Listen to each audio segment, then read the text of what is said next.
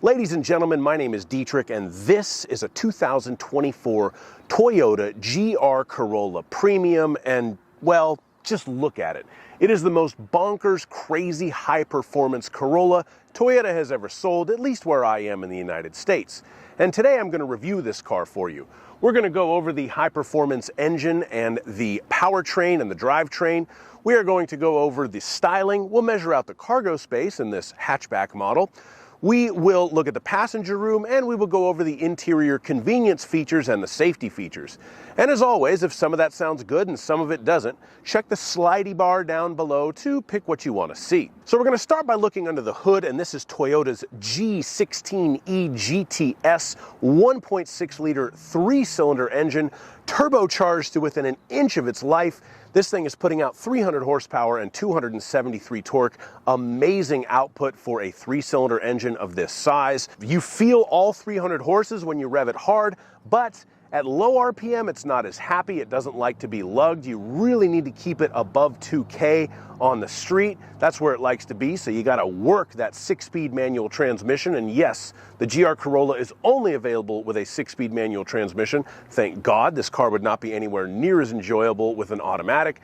The transmission itself is pretty good, but you really have to have a firm hand with it, shove it into gear. You have to be very confident with where you're going with it. But once you figure that out, it is a lot of fun to drive. It is not the slickest shifter linkage in the world, but it is very, very good, and it's very enjoyable for what it is. The engine and transmission are hooked up to an all-wheel drive system, and since this is a GR Corolla Premium, we do have torsion limited slip differentials front and rear. Interestingly enough, the torque splits are fixed on this car. You do have 3 different torque splits to choose from as a driver. You can go 60% front, 40% rear. The track mode is 50-50, kind of strange, and then you can have a rearward bias of 70 rear, 30 front. And that's it. It's a fixed torque split. Whichever you choose, you can pick them with the selector switch right below the gear shift, but it doesn't have any way to automatically transfer power from the front to the rear or vice versa, depending on if there is some wheel slippage or where the traction is needed. This is a good thing in the sense that the handling will be extremely predictable. Once you get used to driving this car, if you leave it in 70-30 or 60-40, whatever, you're going to know exactly what it's going to do because it's not going to decide to move torque around in the middle of a curve on you.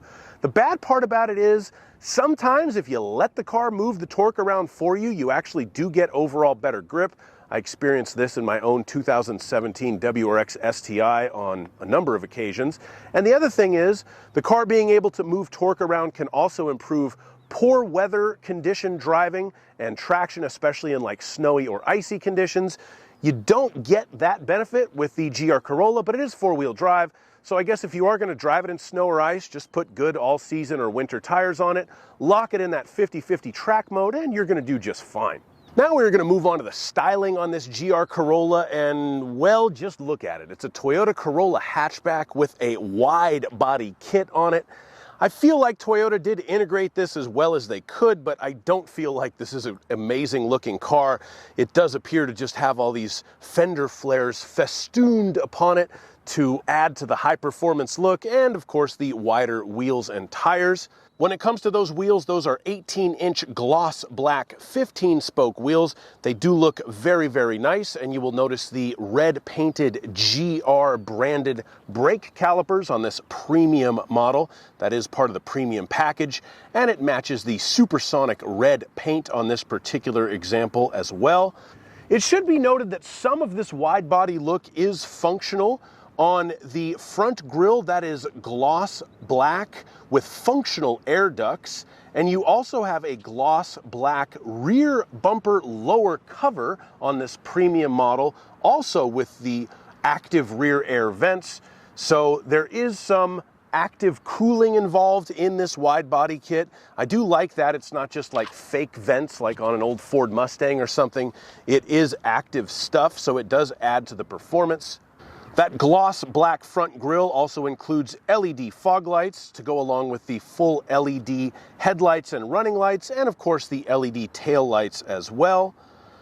We do have a very tasteful body-colored rear spoiler at the back of the vehicle, and of course the triple exhaust vents. I don't know that I'm a huge fan of how you have one on each side and then one in the middle. I kind of prefer the look of like the new Honda Civic Type R where there's 3 in the middle, but this does really do a good job of demonstrating that this is a 3-cylinder engine, so I guess I don't hate it. It looks all right, but it certainly is unique. And of course you have the gloss black front fender vent with the GR badge to go along with the gloss black rear view mirror caps, just to remind you that you are driving the fastest and the sportiest version of the Toyota Corolla. Okay, now we are going to measure out the cargo space in the GR Corolla, but before we do this, I want to just say that I already did one test. It is possible to carry 200 pounds of cat litter plus a bunch of cat food in the back of this thing. So it is a pretty useful cargo area, but let's get the exact dimensions. The length of the cargo area on the GR Corolla from the bottom of the back seat to the rear of the cargo area, 2 feet and 4 inches. The maximum width of the cargo area from right there to right there in an area that I call the golf club hole, although it's kind of oddly shaped on this one. I don't know if you could actually fit golf clubs, but regardless, the width is 4 feet and 6 inches, which is pretty impressive for a small car like this. The minimum width of the cargo area from there to there, 3 feet and 2 inches. The maximum height of the cargo area from the floor up to the top right there, 1 foot and 9 inches. So when we fold the back seats down like so, the measurement of the cargo area is about 5 feet. I say about because that is the length to that back seat right there, the back of the back seat, which is kind of set in a mid position, so it could change a little bit. You do have a pretty flat load floor as well. That seat's just being cantankerous. You could get that one to go down a little bit more if you wanted to. Yeah, pretty nice flat load floor. And if you need to lift something into the back of your GR Corolla, you'll need to lift it 2 feet and 6 inches off of the ground. You'll also need to lift it over a relatively wide bumper sill, but shouldn't be too much of an issue. Let's see what else we've got in here. The battery is mounted in the back. We have a little bit of extra storage for some cleaning supplies. That's the front license plate bracket that was never installed. And we have an air pump and kind of a fix-a-flat kit, no spare in this GR Corolla. So that is your cargo area. Now we're going to measure out the cargo space in this GR Corolla, and for this measurement, I'll use myself. I'm 6'5", so let's see if I can sit behind myself in the fastest Corolla in the United States.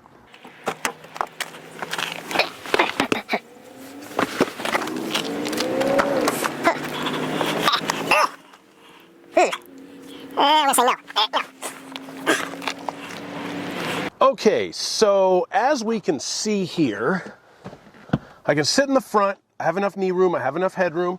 That's fine. If I try to get in the back seat, there just really is not enough leg room for me. And again, I am an above average size individual, so you can kind of take it for what it's worth. The GR Corolla is interesting because it really doesn't have a center console, so you do technically have some charging available for your backseat passengers as long as you're willing to share it with them. This is the amount of room behind my natural driving position, which is very poor. And there's no air vents, but then again, it's not a very big car, so those air vents right there, probably going to carry you some air. So anyway, not the most practical vehicle. And I left my GoPro on the floor. Good thing I didn't step on it.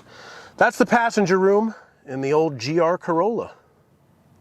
Now we're going to move on to the interior of this GR Corolla Premium and talk about the features in here.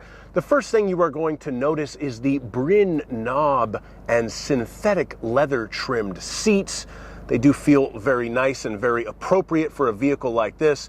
The Brin knob material sort of grips your clothing better if you go through a hard corner. So I do like seats with this sort of material in a sporting vehicle like this that you're more likely to drive hard. Plus, if you happen to bring a young lady along with you in the vehicle, you can say, hey baby, you want to sit on my Brin knob? Maybe she'll laugh, maybe she won't. It's worth a try. Right in front of you, you will notice the 12.3-inch multi-information display. That is the digital gauge cluster. You can look at a ton of different information in there as far as fuel economy information, temperatures for the engine, all-wheel drive modes, turbo boost gauge, sport gauges. There's a lot to see, and it does work very well and very effectively for what this car does. To the right of that, we have the 8-inch Toyota audio multimedia system. This does come with wireless Apple CarPlay and Android Auto. And of course, you also have satellite radio and AM/FM radio, so you have plenty of ways to listen to your tunes and see where you're going. You also even get factory navigation, which is pretty cool. So you don't have to rely on your smartphone nav. You do have built-in navigation on the new GR Corolla. That is a feature that I like. Since this is a premium model, you do get a heated steering wheel, and you also get heated front seats, so your Brin knob can get very hot on a cold night. You also get wireless charging to go along with the wireless Apple CarPlay and Android Auto, and you do have a JBL sound system in this car. It sounds decent, but not fantastic, but it is a decent stereo system. And you do have front and rear parking sensors as well to help you with parking. And as far as notable features go, that's pretty much it. You do have push button start, you have keyless entry, so you can just leave the key in your pocket or your bag and open the door. Power windows, mirrors, and locks, but you don't get a sunroof, you don't get an auto-dimming rear view mirror. It's only single zone climate control. So the equipment is decent, but where the money went in this car really is the performance stuff. Now we'll move on to the safety features, and despite the fact that this is a manual transmission only model, it still comes with the full suite of Toyota Safety Sense 3.0 safety features. So what that means is you do have the pre-collision system with pedestrian detection. So if it sees another car, a wall, a person in the road that it thinks you're going to hit, it'll beep at you first, and it can also apply the brakes to try to get you to stop. You have the lane departure alert with steering assist, so if you're drifting out of your lane, it will beep at you to tell you to get back in your lane, and it can also adjust your steering to help you out, not to hit somebody on the side of you. You have the dynamic radar cruise control with the lane tracing assist. I'll make a video about how to use those with this manual transmission model and put a link in the description. You have road sign assist, so you can see exactly by how much you're breaking the speed limit, and the automatic high beams, so it can turn the high beams on when there's nobody coming and turn them off when you have oncoming traffic so you don't blind anybody. And of course, you also get blind spot monitoring with rear cross traffic alert. So you have the little lights in the rear view mirror that will light up when there's a vehicle in your blind spot, and it will beep at you when you're in reverse if someone's coming crossways in your path. Thank you so much for watching my review of this GR Toyota Corolla. I have really enjoyed my time with this car. It's a little uncouth, it's a little unrefined, and it's a hell of a lot of fun, so you gotta love it for that. If you'd like to watch my point of view test drive video on this car, there will be a link in the description and in the comments. And of course, please like my video and subscribe to my channel, and have a great day. Bye-bye.